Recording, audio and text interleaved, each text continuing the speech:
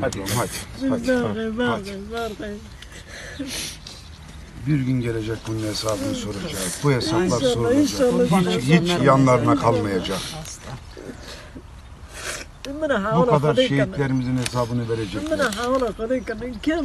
Kemal sen suçsuz günahsızsın Kemal. Sen bir meleksin melek.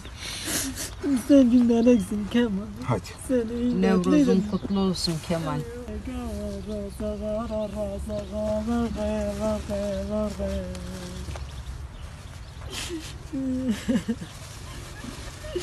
Kemal kalk Kemal.